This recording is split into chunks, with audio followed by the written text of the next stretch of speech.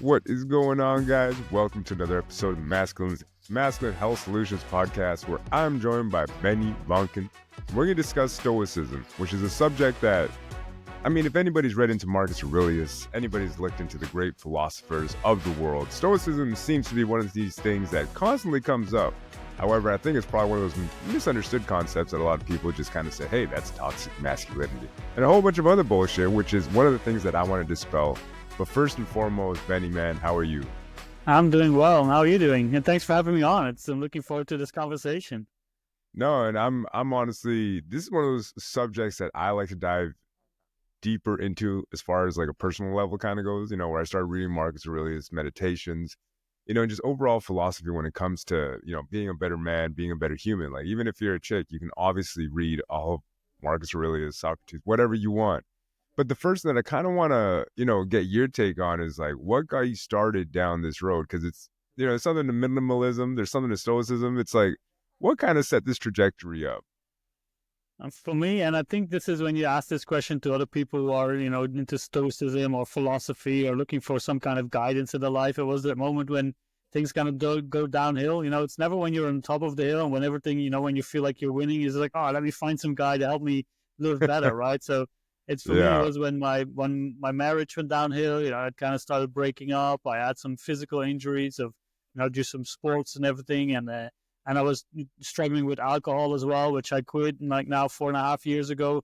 So Nice. when I started to when my life, actually, my future started to unravel on itself, and I started to kind of, I didn't have an idea where it was going. That's when I found Stoicism somewhere along the path. I started reading, I started, looking after myself, taking better care of myself. And that's where I felt like I need to go deeper. I need to know why I want to live better. And at one point, I diagnosed myself with an existential crisis. I read a book called Introduction into Existentialism, which dealt with existentialism, absurdism. And then the Stoics, they popped up there. And that's when I knew, like, okay, this is my voice. This is something that I want to read because this speaks to me. And that's when I just started down the rabbit hole, as they say. And that became my life. No, and usually it's funny because I ask everybody, some question relatively similar to this one, and I find even for myself, usually it's pain. There's something painful along the way that just spurs us into action, right? Like, you can't really escape that. And I think it's one of the beautiful things about life is sometimes the blessing comes disguised as a shitty mess.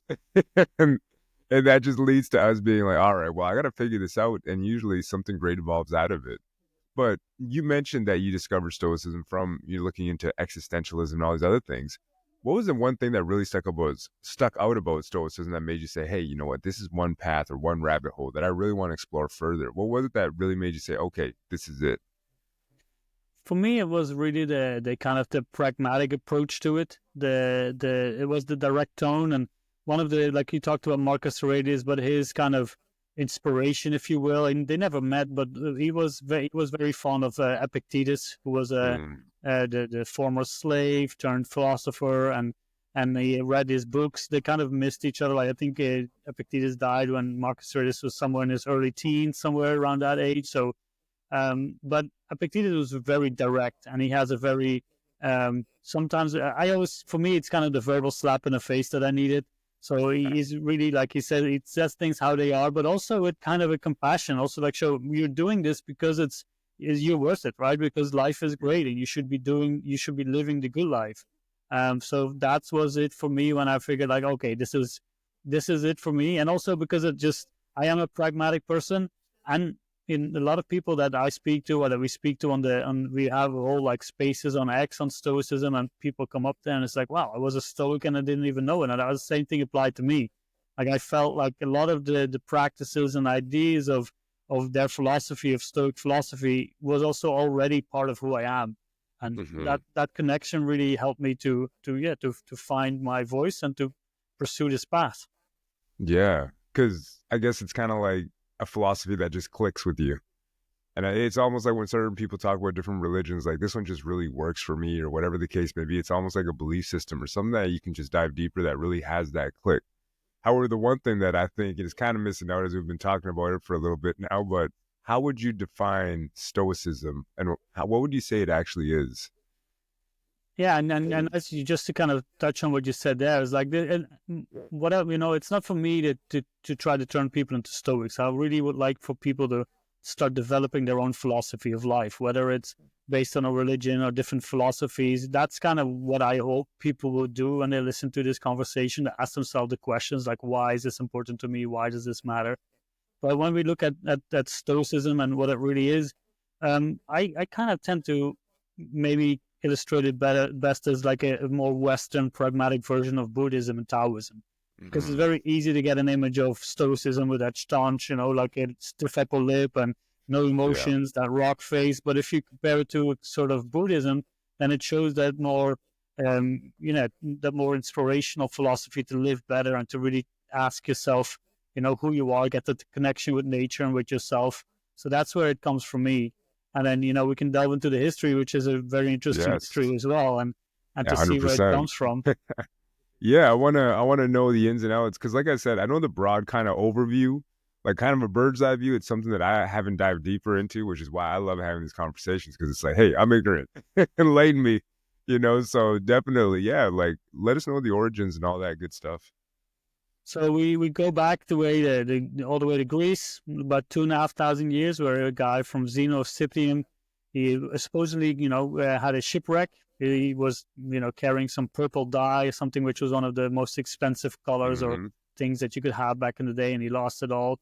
And he said that, and again, we talked about this before, right? Usually, when pain or difficult moments is when we can grow, and he had the same Yep. thing. So he goes to Athens after the shipwreck. He starts reading some philosophy. There's other sources said that he was already studying, and then he asked the guy from the bookshelves, like, where can I find people like Socrates, right? Because Socrates is, even for the Stoics, that was kind of the hero, right? That was trying to Hmm. emulate him. And then this guy called Crates of Thebes, who was a Cynic philosopher, walked past and like, follow that dude. And that's what he did. And the Cynics, they lived a very austere life. They pretty much lived on the streets. Cynic in that, translates to hound or dog. They pretty much lived there, did everything they did on the streets. They, not very pleasant things, you might say. And they just wore a cloak, had a cup, had a little wallet with some things or whatever. And he followed them, right? He studied with the Cynics. And the Cynics, they had one thing, they said, virtue is the only good. Anything else just doesn't matter. As long as you're virtuous, then you're living the good life. And Zeno figured that makes sense, right? But there's something lacking. So he went to some other schools. He went to the Megarians, to the academics, to the later the skeptics, and he started building his own thing. He said, okay, virtue is the only good, but we also want to live in accordance with nature, right? With our own nature and nature in general, because we are part of a bigger scheme. And we have things that we prefer, and to other things. For example, we prefer to be healthy instead of ill. We prefer to have some money instead of no money at all. We prefer to have certain things, right? We have our wants and desires, but they don't necessarily make a good thing. So he started to build that a kind of philosophy, and he wanted to bring it back to the people, because Socrates, he really professed his philosophy, talked to people on the markets in Athens, right? And then you have Plato and Aristotle. They made it a little bit more of the elite. They built their own schools and they made it less accessible. And Zeno went back to the streets in Athens. He went to the Stoa Poikile, which is the painted porch, started walking up and down there. And first, his followers were called the Zenonians, but then they changed it to the Stoics from the Stoa Poikile. So that's where the name comes from. Interesting. And he said, like, a philosophy needs to be lived, right? And this is a little bit what's happening now with modern day philosophy, where you think about these professors or academics in the ivory towers talking Yeah. about this word, that word, right? But they said, no, philosophy, you need to apply it to life. It needs to have that direct connection. And that's what the Stoics said. So we have Zeno, and we have the second, teacher or leader of the schools, Cleanthes. You have Chrysippus. He really kind of developed Stoic philosophy into a more set of beliefs. He wrote a lot more than the other two. And then we kind of lose it a little bit until we go to the Roman Stoa, where we have what we talked about, Marcus Aurelius, Epictetus, and Seneca, right? Those are and we have Musonius Rufus, and in between there's still a lot of them, but we've lost most of the texts. Cicero was a great source for Stoic philosophy. And the Romans, they really went more to the ethics, right? Because Stoicism, you can divide it into kind of three disciplines. You have physics, you have logic. So physics is the natural thing, right? They try to see how the world works. Then we have logic is more of like the words and how the dialectic, how we communicate. And then ethics is really how we live. And the Roman Stoics have said, let's focus on ethics. Let's focus on really how we live. And that's where we came from, and we still kind of move towards that a little bit more. 100%. Well, I mean, when it comes to the ethics, a lot of like our modern society, especially here in the West, it's really based off of the Romans to this day. You know, like a lot of the things we do, it's still like we have Congress, we have all these different things that we hold on to, you know, and it's almost like we came together and built those ethics and kind of built our societies off of it. What's one of the things that you think might be missing though, as far as like Stoicism kind of goes in the belief system to that you think could be integrated into society now in a way that's healthy, in a way that's good, in a way that's lacking too, like something that, you know, we don't see as much that you could definitely incorporate more of? And that's a good question. And I think that's something that we should all think about, right? As we look at our own life. And and I could say a lot of things there, right? I could say that we should care a little more for ourselves, really find a connection that we are part of one big society, because that's something that I often feel like slacking. But I think the most important foundational part of all of this is really to start with yourself, to start really making yourself complete and investigating who you are, what you stand for, what your values, your priorities are. Because we speak a lot of people, men and women, as we, you know, and the coaching practices, but also online and everything, they lack a kind of purpose, right? They lack a sense of like, what am I doing? Why am I doing this for? And that's where we should start. Well, you know, we're trying to chase all these things from external sources or external influences, pursue your career, you know, do this, do that. And it's all kind of lacking a sense of like, am I really doing this for me? Or is this something that I'm chasing for someone else to make sure that their opinion of me is favorable or whatever? So for me, it would really start with if everybody would just learn to listen a little bit more to themselves, who they are, ask themselves the difficult questions, really do the work, right? You can read all the self-help books that you want. You can read all the philosophies. But if you don't do anything with it, it's just a waste of time, right? You might as well just not do it at all. So for me, that would be the thing. If we would all just kind of apply that a little bit more, focus a little bit more on who we are, really do the work, I think we would see a lot of good changes. And the great thing about it is, you know, the airlines, we always make jokes about them, right? But they're right. You know, put your own oxygen mask on first before you help someone else. And if you really work on yourself, then everybody's going to benefit, right? If everybody was 10% better, then the world would be so much more better as well. No, 100%, because it's that ripple effect. And I really feel like, you know, Michael Jackson said it best, you know, he's starting with The Man in the Mirror and put it to a great song. But he was right. It really does start off with that, because I find that even for myself, it's kind of like I can't really be a good father to my sons if I'm a sack of shit. You know, and it's like, well, you can't really say anything because your kids are going to see right through it and be like, yo, you're a hypocrite, right? So there's a lot tied into that philosophy or into that mindset, I guess, into that approach. And I think that that's one of those things that is paramount to how you go about just living your life and how it affects everything directly, you know, as far as like environment kind of goes. And it does make society better as a whole. One of the things that I wanted to get into, though, is kind of because some people will, you know, myself too, like I always had the mindset of like to be stoic just means to be calm under pressure, you know, to not really, I guess, let any emotions out. But how would you define being stoic in, let's say, a difficult situation, or how would a true stoic go about handling, you know, life in general? Like, how does that actual practical application look? Because, you know, it's just like you mentioned before, it's like, yo, we're about living it. But what does that actually look like, or what does that actually entail in the day-to-day and how you go about doing things, I guess, every day? Yeah, and I think we could kind of divide it into 3 steps, more or less. Like if we put it kind of on the basics things, right? We would have like how life works. We have an event happen to us, right? We proceed in some way, we label it, we give an opinion, and then we decide a course of action. That's pretty much how everything works in the micro. And we have Viktor Frankl from Man's Search for Meaning. He said, you know, we have between impulse and action, there lies our power, right? That's where we can decide of what we do. So I think the first step would be to learn and see that everything that happens to us is an external, and that's an impression. We put it through our filter, through our lens, we give it a label, and then we have a course of action. And once if we are able to apply a pause in the middle where we can examine the thing that is happening, give it its proper label, give it its proper meaning, and sometimes even say that it doesn't have any effect to me, then we can choose our best action, right? That's where we can use our reason and logic to see, okay, what do I need to do to make the best of it? So, for example, when stressful situations happen, when you really have to remain calm, obviously we need to practice, right? It's when you have the first responders, like a fireman, Yeah. they practice, they exercise, they do all of these things. For when the fire happens, they know exactly what to do, and that's how we should approach life as well. We need to use that the practices under less strain to prepare us for when we really need it, and we can do Right. that by certain techniques. You can use negative visualization. You can also acceptance is a big thing, but it really comes down to practicing for me, and that's kind of what we also our newsletter Via Stoica, we call it the pause, because we think it's a really important aspect of life that we can use is to pause.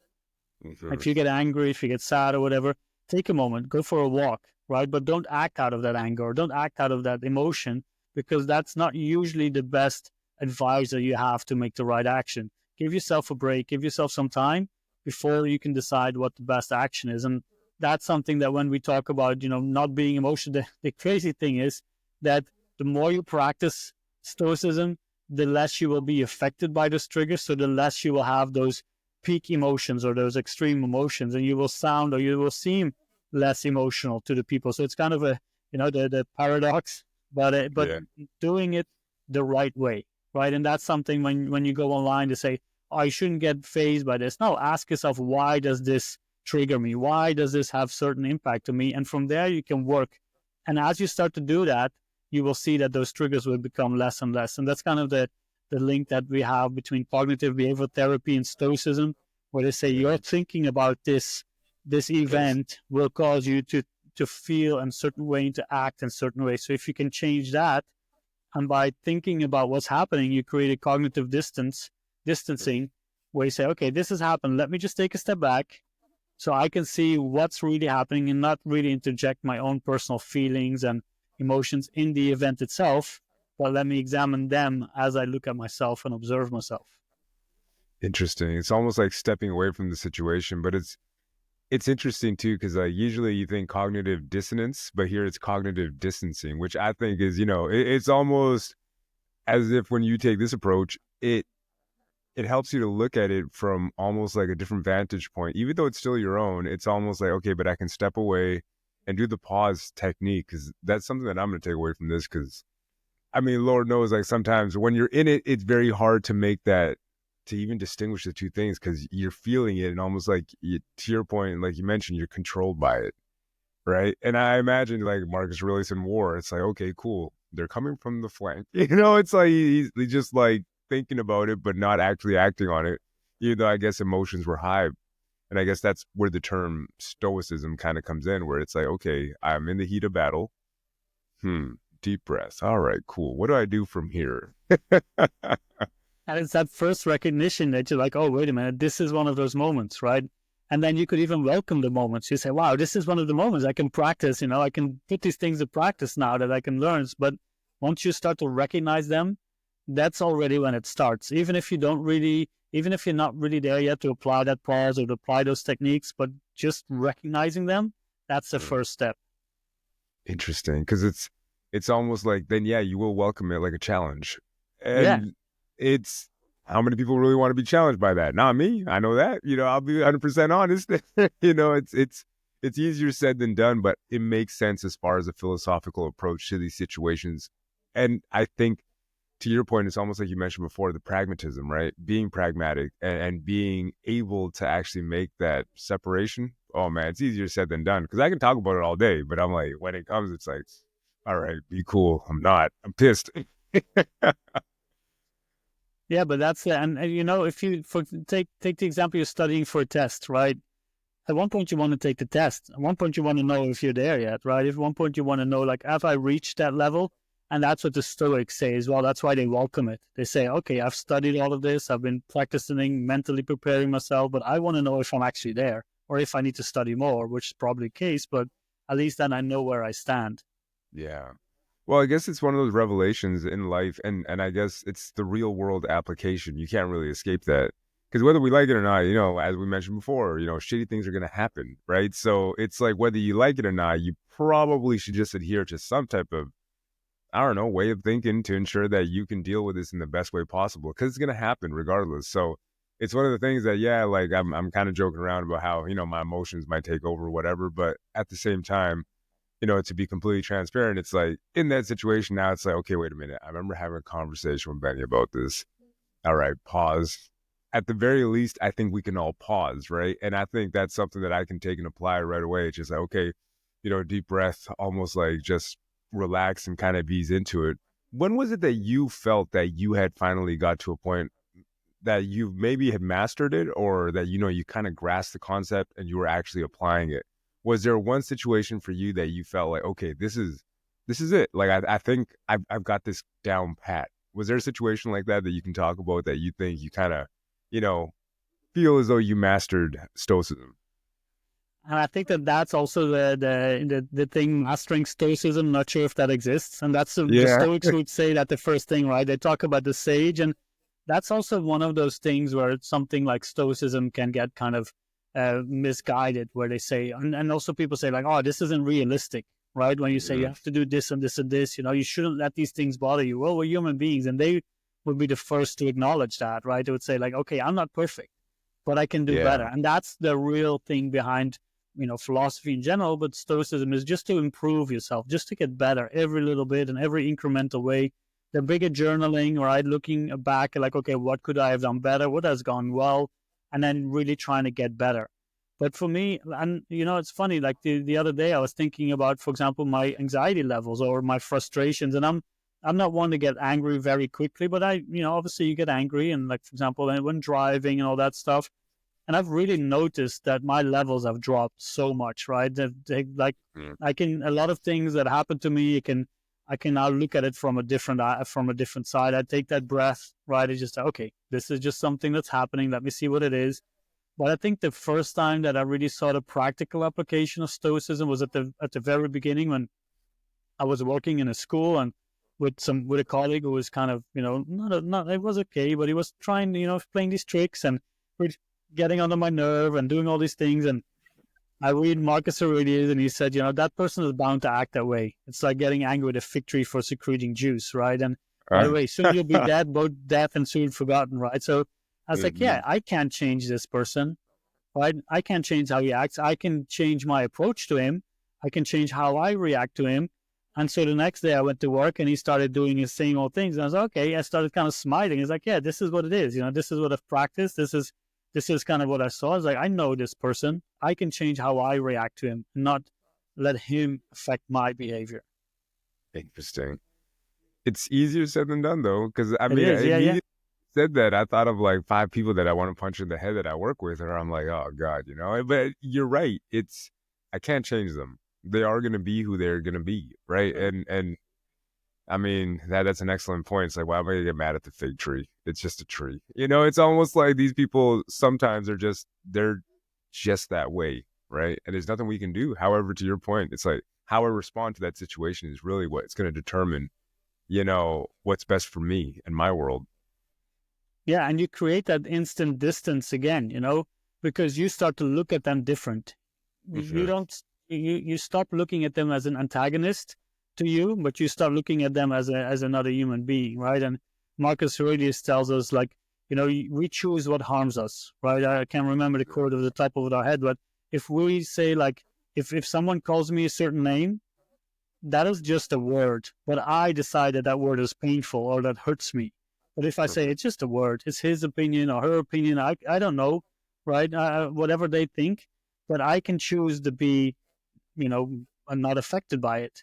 So Mhm. again, if you approach them in that sense, next time they do something, is like, okay, this is just you being you, right? And there's already a little bit more distance, so already that first thing is out of it. Yeah. And it's almost like distancing yourself from the immediate reaction of your emotion or the immediate emotional response, I find, which is what I Yeah. think is really captivating about Stoicism. It's almost like, okay, you know what? Like, I'm there, I'm still feeling it, let's say, but I can step away from it a little bit. And then I can actually look at it from the logical perspective that you had mentioned before, right? And having that approach to it, just after you have all that, it's almost like, wait a minute, I can react to this or I can respond to this in the best way possible. The choice is mine. And I kind of feel like that's a really liberating thing about it, because when you look at it from that perspective, then the world is really like what I decide to almost translate it into my brain, right? It's like I'm gonna take this and I'm gonna view it from this perspective because I chose to. Yeah, our thoughts shape the world, right? Our thoughts are what make how we see it and how we interact with it. And I think that that's, and like this, the impulses is something that is just not natural, right? We can like, we have fear, we have all those things because events happen to us and they do have a split moment of impact to us. And that's something that we can't change, right? Even the Stoics talk about it when they say like, there was a story about a Stoic philosopher on a boat that was almost, going shipwrecked. And after, he got put, and afterwards the guy on the boat, he's like, hey, you're supposed to be a Stoic philosopher, you shouldn't be impacted by this. It's like, well, yes, I got scared, because the boat was about to go under, and but I then had a moment to recapture myself and decide, okay, now I can do the right thing. So it is that shortening of the impulse. That's what we're really looking for. Mm-hmm. And as you mentioned that, the one thing that kind of came to mind is you mentioned nature earlier, and now you mentioned the water, and that it kind of reminded me of that. But can you dive deeper into Stoicism and nature? Because you mentioned that as being one of the concepts that's very much involved. But what does that mean? Because I have never heard about that. So I want to know a little bit more about that. Because like how what's the philosophical approach to it? What's the take on it? Like enlighten me, man. So the Stoics believe that we are part of like what they call the logos, right? Mhm. And if you read the text, they would go for you can see it back as a God, providence, the divine, nature, the rational universe. And they would really look at it as the rational universe where everything is pure reason and logic. And they believe in a deterministic fate where it's the cause and effect. So everything happens because this happens, right? So everything is pretty much determined. And we have a free will to accept that or not, right? And this again, determinism versus free will is another great debate that we can have. Yeah. But they say it's either like there's I think in Zeno there's this little analogy where he says it's like a dog tied to a cart, right? The cart is going this way anyway. The dog has two choices: he can either be dragged along or walk along, right? Mhm. One is smoother than the other. So if we learn to accept our fate, accept nature, then our life will be smooth. Epictetus has a quote in one of his handbook. It's number 8. It's one of my favorite. He says, don't wish for things to want to happen as you want, but wish for them to happen as they do, and your life will go smoothly. So they will see, like, they look at everything around us as nature. We are part of nature, right? But we have given a spark of the divine. We have given a little bit of reason and logic to approach it from a different side. We are kind of the observers of nature, if you will. Like, Yeah. God wants to observe who they are, and that's why we are here to observe it. So we have to learn to observe ourselves, who we are, what our duties is. Epictetus, Marcus Aurelius and the Stoics are heavy on duty, compared to, for example, the Epicureans who try to remove themselves from society and say, we don't want to deal with any of those responsibilities that might cause us pain or worry. And the Stoics say, no, we are right in it, right? We are part of society, so we need to take up our duties and do the things that we do and do them to the best of our abilities. So because they see nature as such an integral part of who we are, we need to also discover what part we play in it and then do Mhm. that to the best as we can. And if we do that, then again, we will reach that kind of peaceful and calm state. That's pretty much what Stoicism is after, to live a peace and calm, peaceful and calm life. They call it eudaimonia, kind of flourishing, living in excellence, and just, kind of content, happy life. Exactly. And I think the biggest thing to take away from that is just like whatever's gonna happen is gonna happen. It's oh man, it makes perfect sense because, and I really like the analogy you use of the dog being dragged by the cart, and that's life, man. That's literally I thought about like immediately when you said that, you sent me down like different rabbit holes in my own head of like all the times where I try to resist, where you try to do this, where it's just like, listen, man. And I guess over time, though, as you get older, you do kind of realize that's one of life's unforgiving truths, is that regardless of what you think or what you want, it's just going to keep going. And whether it goes in the direction you want or don't want is pretty much irrelevant. Things are just going to happen. So it's almost like you're better off just running alongside the cart because, hey, you know what? This life is it's unforgiving, but it's beautiful in that way too, because it's meant to be lived. Yeah, that it's not good or bad, right? That's something, again, we wish Yeah. to put a label of good or bad, but a lot of the times what we want might not be actually what is good for us. I don't know Hmm. if maybe, if you or any of the listeners have had maybe a job interview that they really wanted to get this job, and then at the end of the day they didn't get it. And then maybe a few days later or a few weeks later, they get a far better job with better hours, with better things, with better alliance to us. And you say, wow, that was actually a good thing that happened. Hmm. Well, before you was just like, oh man, that really sucked. I just didn't get that job. And I look at it with my marriage ending, right? That was horrible, difficult situation to go through. But after a while, I learned to look back at it as was actually a very good thing for me to happen. I got to discover myself. I got to learn who I was. I got to rebuild myself, design my life again. It was very difficult and tough, but at the end of the day, you look back, it's like, that was actually a good thing for me to have happened. Hmm. Yeah, because I kind of feel like our trajectories, and that's the one thing I forgot who I was talking to about psychology. And again, going back to like what got you started down this road, what got me started into like working out when I was a kid, usually it's something difficult, right? It's something painful, it's something awful. But then you look back, and I've often thought about this, and I've talked to my wife too, like, hey, what if those awful things didn't happen to me when I was a kid? Like, would I still take up or live the life that I have now or have the discipline that I have now? Because I'll talk to people and they're just like, oh, how are you so disciplined? And you just go to the gym and do this, that, make sure you're in good shape. And honestly, it's just like at the beginning, it's just fueled by hate, and then eventually it's like you then learn to embrace it and not so much from like a vengeful state. It's more of just like, hey, but I really like this. And it's almost like, I guess in your case as well, it's like maybe you decided to take on this, I guess, new concept for you. And then maybe it started off with like, okay, but I want to, master self. And then later on, you're just like, wait a minute, by me taking on this duty, I then impact all of society. And then I can go create a space on X. And all of a sudden you realize you can pull so many positive things from what may have appeared to be something bad. I kind of just feel like that's life in a nutshell. Like sometimes you got to go through it to get to it. And when you do, it's like the end result is always beautiful, right? Now you're having this conversation with me, Yeah, so you would have ended up here had you not gone through all those different things.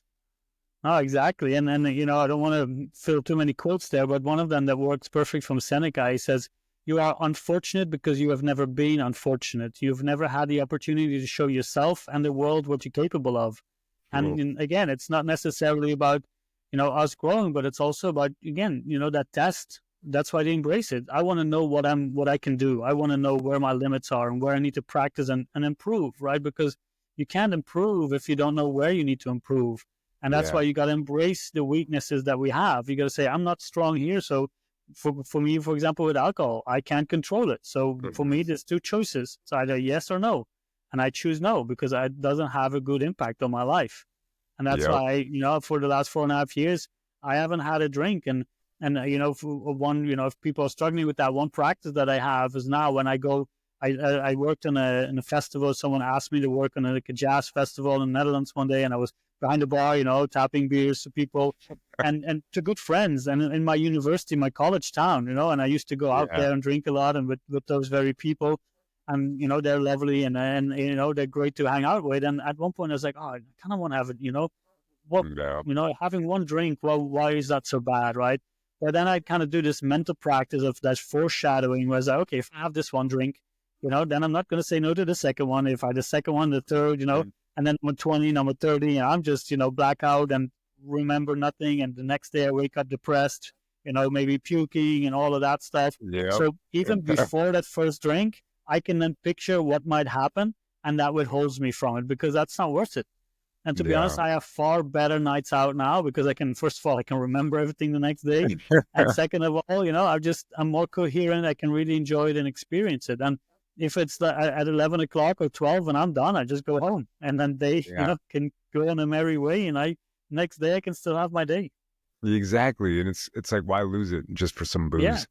And the thing is too, it's like I teach their own, right? When I was in my 20s, I drank way too much, but now it's just like looking back in retrospect. And I think the sad part now is looking that there's some men that are my age, that are still going out every night, still drinking, still whatever.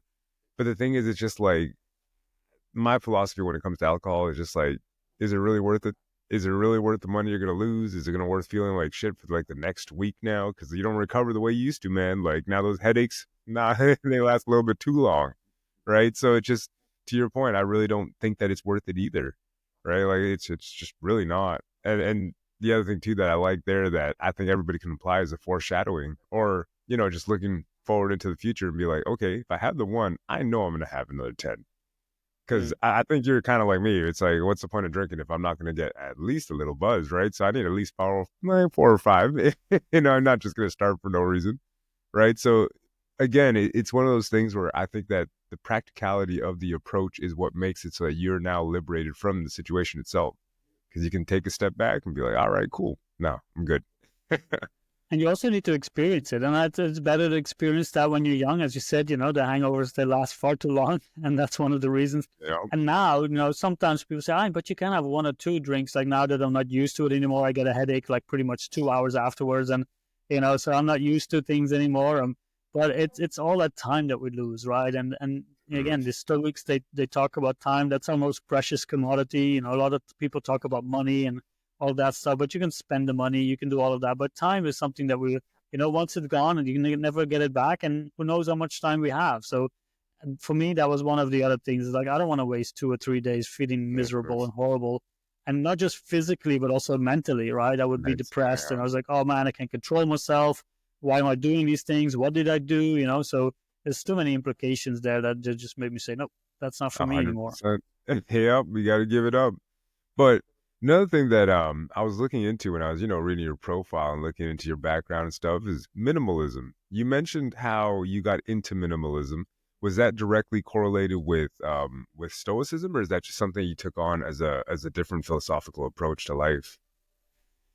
I think it's something that I've always had. Like we didn't have a lot of means when I grew up. We just when there was a question, do you really need it? And the hand me Mhm. down clothes from relatives and all that stuff. And I think that that's one of the best lessons that you can have when you grow up. That you really get to appreciate the things that you can have, right? Mhm. And at one point, I lived in Spain as a teacher. I had my own language school, didn't have a lot of money, and then me and my now ex, we moved to Dubai, where everything is abundant and Wow. access, and Yeah. far too. It's crazy, and it's so easy to get caught up in all of that luxury and just spending. Like my first year, at one point, you just don't even look at the bill anymore, and I wasn't even making that much money relative to Dubai money, right? I was a teacher, Yeah. so you just like put your here's my credit card, whatever, right? And so many people go into debt, and they go into just not when they leave, they don't have anything anymore, or even like I said, debt. So it's crazy. You earn a lot of money, but you spend it even faster, right? And that's the thing Yeah. with money. So after I started to split up with my ex, I started to look at okay, if I I kind of at one point I had this kind of elevator pitch for my life. I just said, okay, what is the kind of life that I want to build for myself? And I said, I don't want to have to work, but I want to Hmm. have freedom of location and time to pursue what I'm passionate about and to help as many people as I can doing that. So one of the things that I figured, okay, one of the things that I needed to do is to start getting better control over my money and my possessions and really getting a better connection with that. And I read a good book called Your Money or Your Life by Vicky Robin, and they had a really strong elaboration on the concept of enough. What is your enough, and how does that work? They calculate of like, buying this car, how much time do you need to spend, right? Not just how much money do you need to make, but getting the right job. You have to get up early, you have to do all of these things, blah, blah, blah, commute, I don't know. So doing that calculation and say, is that really worth my time? And then the Stoics say, and we get this question a lot, is like, okay, so, according to Stoicism, I can't buy myself a fancy car anymore. It's like, if you have the means to do so, and if it doesn't cause you any stress or any worries or whatever, anxiety, go ahead, buy yourself a car. But remember that if it gets stolen, scratched, or you just lose it, then you shouldn't worry about it. And if you do, then maybe it's not the right thing. Maybe you want to scale down, right? And we can talk Hmm. about cars being a good investment or not. That's another story. Up to the person. Yeah. Yeah, exactly. And then I started to look into personal finance and investing. And I felt like, okay, if I want to create a life, then I need to get a better idea of money, but also look at what I have and what really made sense to me. So when I left Dubai, and I lived there for 5 years, and I always had a rental car, and people's like, oh, that's crazy, that's just throwing money away. But I had this idea, is like, I want to grab my stuff, maybe a couple of suitcases, drive to the airport, give them my key, and just leave, right? And that's what I did at Yeah. the end of the day. I sold everything. Now I have everything in a backpack and another rucksack. I have my little mobile, studio and workstation where I can just work wherever I want. And that's the life that I'm building for myself right now, right? It's not easy.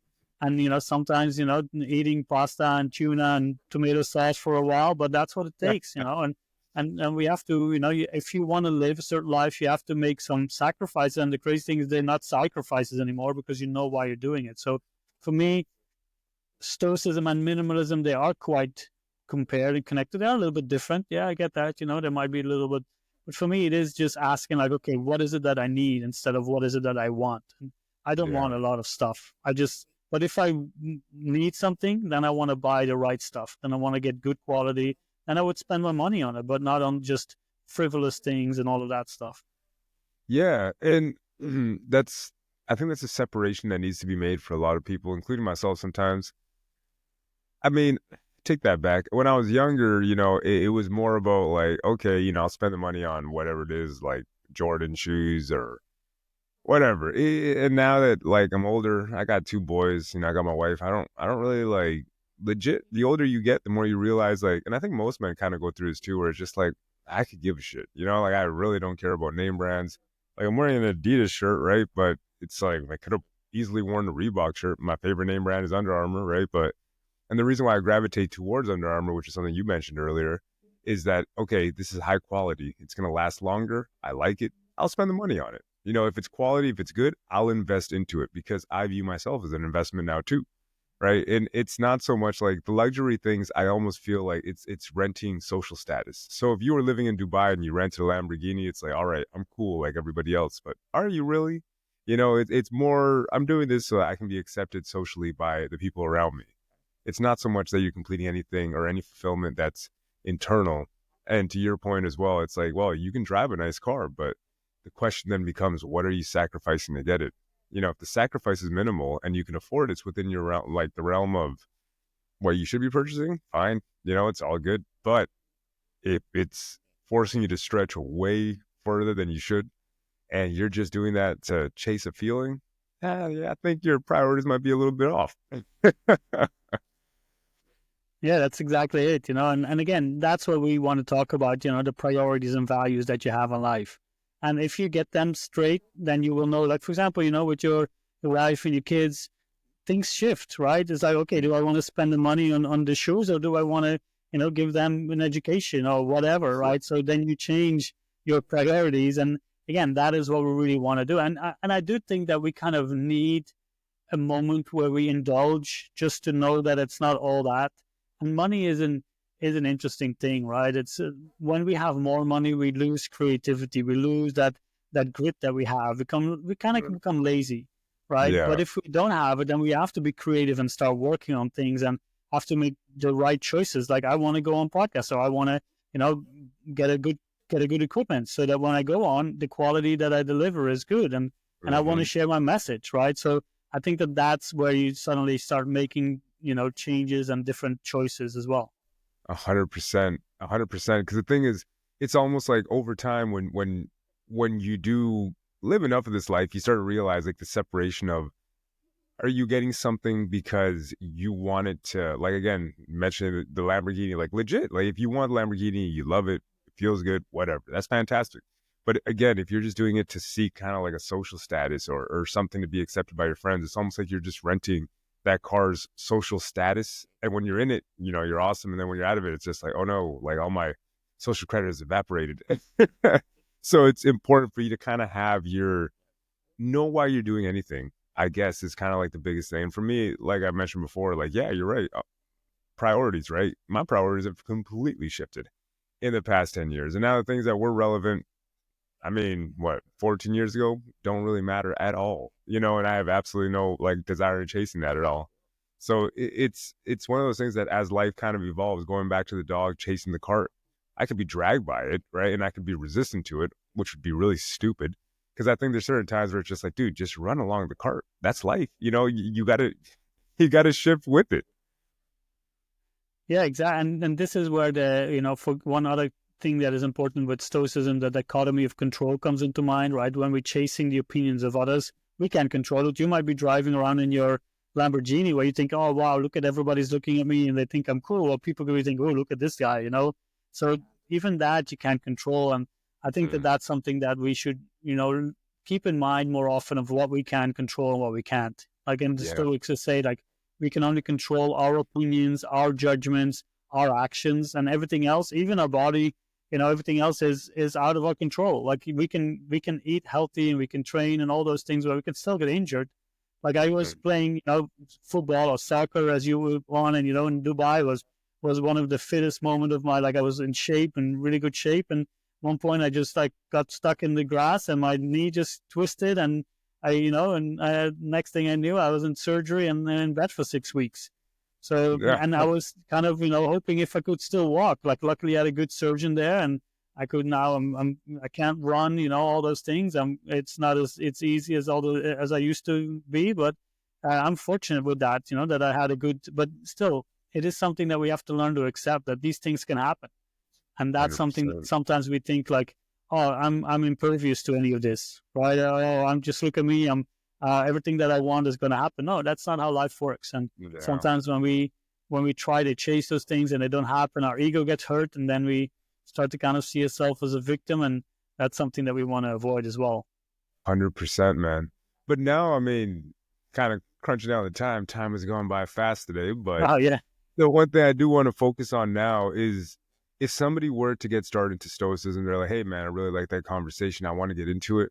How would you advise, or what would be the steps that one should take to, I guess, get into like basically what I'm looking for is almost like a step-by-step process for somebody who wants to get into Stoicism. Like, what book should I start off with? What Twitter spaces should I go to? You know, where should I go from here? Well, you can always go to viastoica.com, right? We have actually a reading list for beginners. So I compare like a list of where you can start. For example, you read Marcus Aurelius, the Meditations, and then you pick up How to Think Like a Roman Emperor by Donald Robertson. We've had him on the podcast as well a few times, and then some of the Twitter spaces. So that's really cool. Yeah, you can read Epictetus, the Discourses, and the handbook. Start with the handbook. It's smaller. And then you can read a book like How to Be a Stoic by Massimo Pigliucci. So there's so many things out there to look at.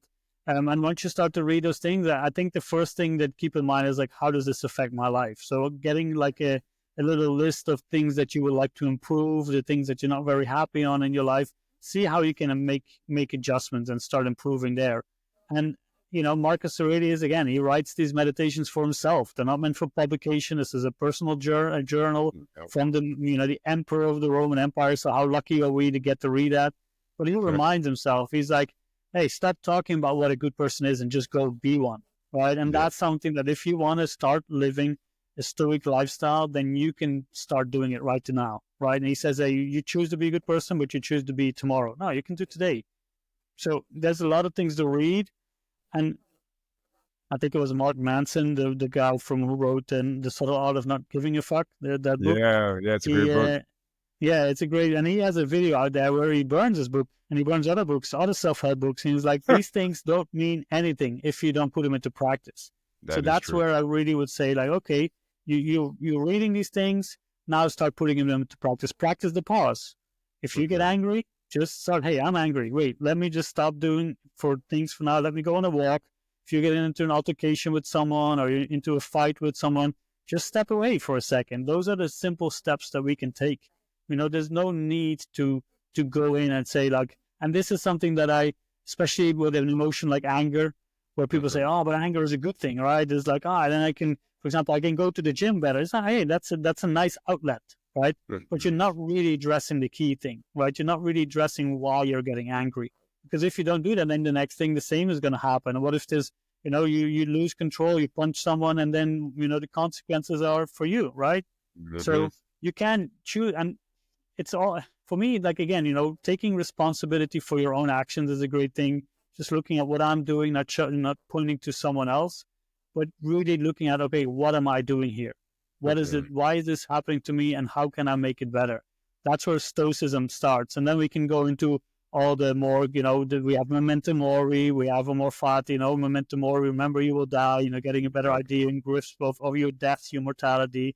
Amor fati, you know, that acceptance of fate, accept whatever happens to you as it happens, and none of it is a good or a bad thing. So there's a lot of other practices that we can dive deep into, and but that's again, the time goes fast in these conversations. I can do this for hours, Yeah. but no, it's it. But I think that's where we want to start. You want to go and start and read some books, maybe the classic text and some of the modern interpretations. Donald Robertson is a great way. He has a lot of How to Think Like a Roman Emperor has a lot of good practical tools to use as you start the journey. But then really apply it. I think that's where it really matters. And we have Twitter Spaces and like with Via Stoica that we host now bi-weekly, and we have a podcast and all that to listen and see how we apply it as well. So that might be nice, but there's so many tools out there nowadays. No, and to your point, the one thing that I think is 100% true, it's like if somebody does get involved with Via Stoica, if somebody does get, start reading Marcus Aurelius, if somebody starts reading all these different books that you recommended, the number one thing that they got to take away is like, bro, if you don't apply anything in these books, don't bother buying it.